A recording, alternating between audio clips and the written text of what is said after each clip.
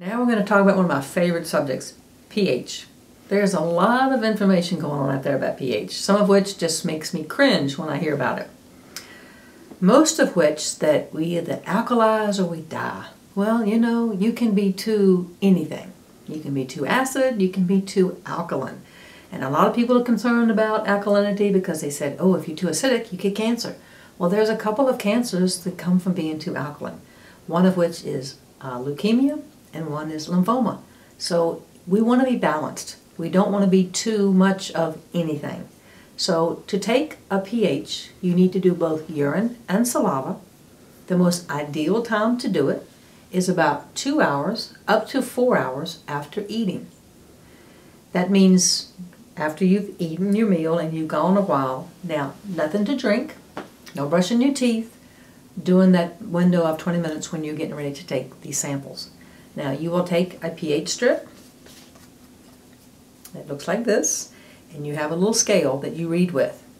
The urine, like I said, you either dip in the urine or you could actually urinate right on it. Actually put it over on its side to get the excess urine off of it, and immediately you're going to read it against the scale. When you go to do the saliva pH, you're going to get a new strip and you're going to spit on it. Now sometimes you can just bring up a little spittle between your teeth and run this across, but I want a pH of the saliva, not the tissue. So don't put it in your mouth, don't touch it to your lips. You want to get a pH of the saliva itself. And again, as soon as you get it, dabble any excess off on a napkin and read the scale. Record those. You're going to have a place to put that on your coalition site. The pH of the urine and the saliva need to both be taken at the same time, because there's a particular range that we want to be in for this. The urine range should be 6.0 to 6.5, but may go as low as 5.5. If the urine pH goes too high, what does that mean? That means it's going to be above 6.5. If the saliva pH is too low, what does that mean? It means it's below 6.5.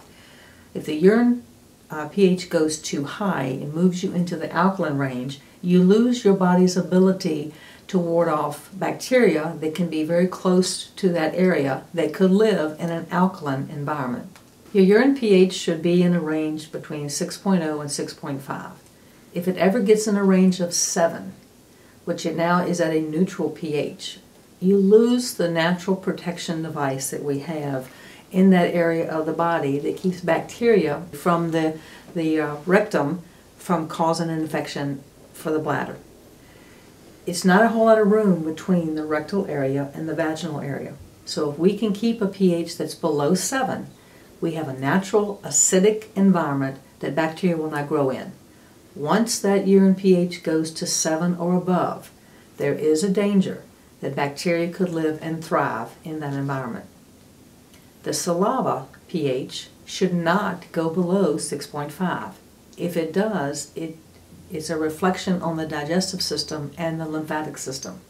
If you think of it like this, the saliva is telling me what's going on with the lymphatics and the gallbladder and the liver. The urine is telling me what's going on, it's filtered blood.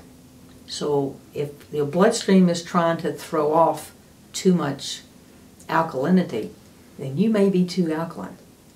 This is why knowing your pH is very important. For example, many people, when they eat, they drink a lot of beverages. I see them at restaurants, they're having 2 and 3 and 4 glasses because they're free. Well, the problem with that is you will dilute your hydrochloric acid. We need an acid environment in the stomach to digest our food. So don't drink a lot of water or drink any beverages while we're eating.